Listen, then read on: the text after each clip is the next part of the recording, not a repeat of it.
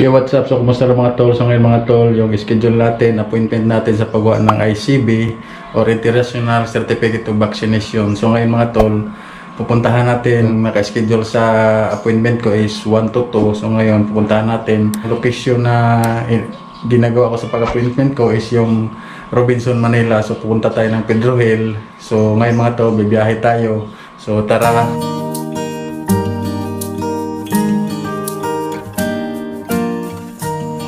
So ito yung biyahe natin ngayon. So papuntang Robinson, Manila para sa ating appointment. So 1 hour and 8 minutes yung biyahe natin.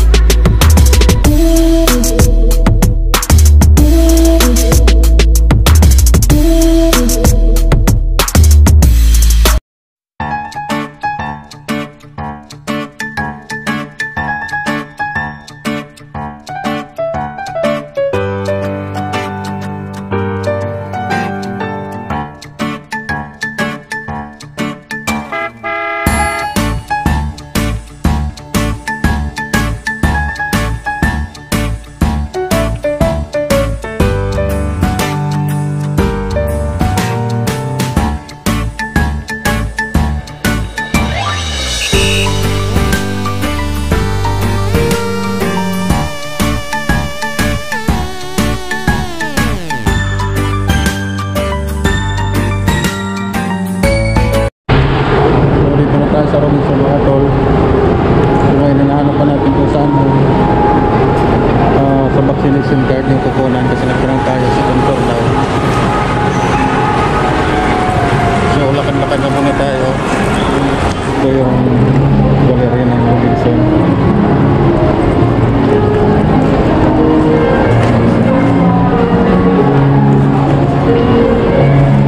Mga tol, hanapin muna natin kung saan pa baka dito kasi may maraming tao dito ngayon.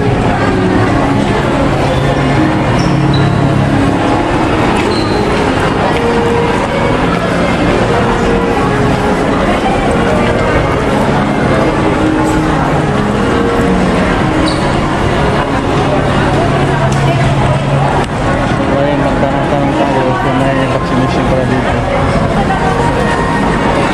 Yan ang vaccine na.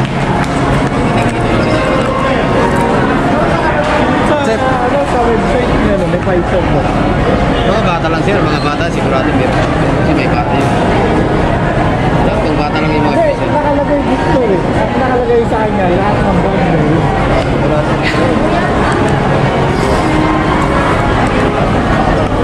Saan ba dito yung sa kukunan natin ng yellow card? Kung ko ng pila dito.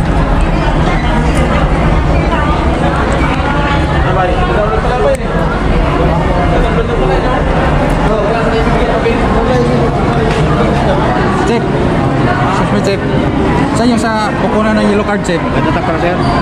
Hindi, may appointment na ako. Kasi may stamp ko na, wala pa. Yung kamay sir. Wala pa. Pangatlong poste sir, mag-stamp. Saan po?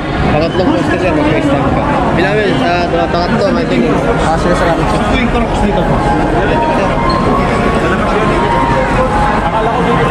So magpa-stamp pa pala.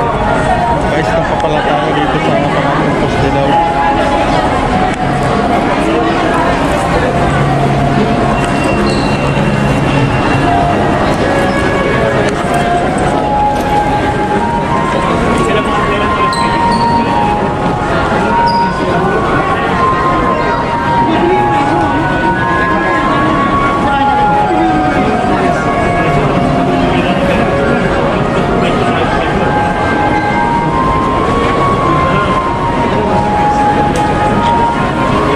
Chip. Binarap po. 20, ano ba ito? Okay, dito pa rin. Sir? So, Diretso lang po. Kaliwa ng dress. Diretso lang. Diretso na. Salamat sir. Ngayon mga tol, okay na mga tol. So diretso na daw tayo. So okay na daw. So diretso na daw tayo. So para sa yellow card natin. Una na pala, stamp pa tayo. So kailangan may katakang daw bago tayo mag-pila dito. Pagkuha na yung yellow card.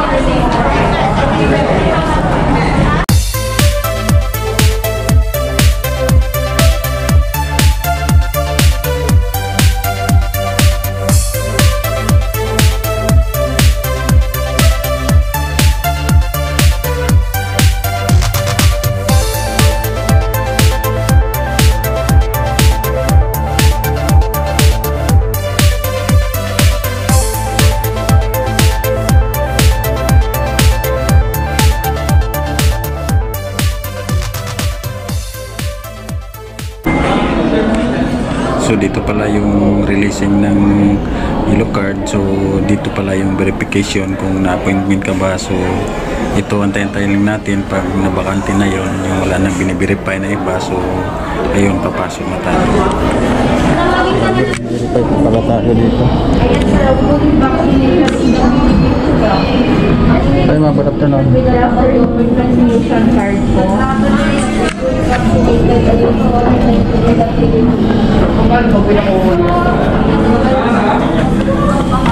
Sir, saan ka napupuntahan? Sa abroad? Yes ma'am, sa may Sa? Rotterdam. Opo, hindi namin sir binibigyan na yellow card kapag sa abroad po pinakunahan. Eh bakit po na ano kasi yun? Ano sir? Johnson kasi doon kasi kami Oo binabakunahan. nga. Pero nasa terms and conditions po na kapag bakunahan. Hindi tayo nakakuha ng yellow card. Kasi sabi ng staff sa mag-release ng yellow card, pag nabaksin ka na kasi sa labas ng bansa, pag nabaksin ka na, so tulad sa amin, yung vaccine card namin is sa Rotterdam.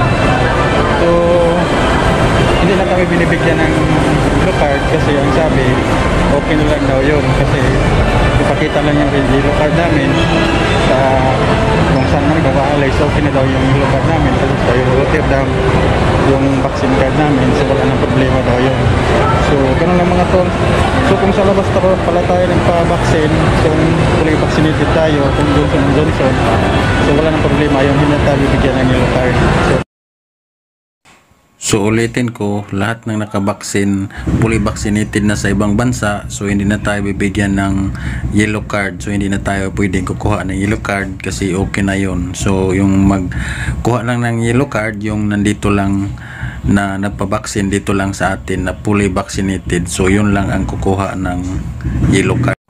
So basahin nyo lang rin yung sa term of privacy mga tol. So nandun lahat nakasulat pala. So yung pagkakamali ko lang kasi hindi ko rin binasa yung sa term of privacy. So nandun lahat.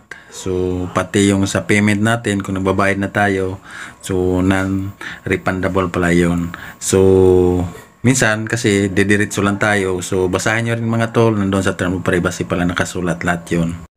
Sa mga di pa kumukuha ng yellow card o ICB, International Certificate of Vaccination, so basahin nyo muna yung term of privacy para alam nyo kung ano yung nilalaman at saka malalaman mo rin lahat-lahat bago mo i-click. So ito nga para mga tol. So ngayon, uwi na tayo. So bago tayo uwi, punta muna tayo sa yung tinatambayan namin dati. So may Luneta kasi dati doon kami natatambay. So ngayon papalabas na tayo.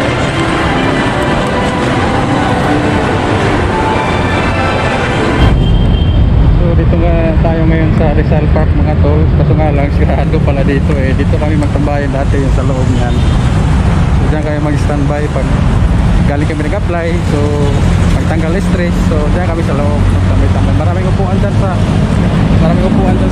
loob mga tol. So magkailan din sa loob. Lalo na pag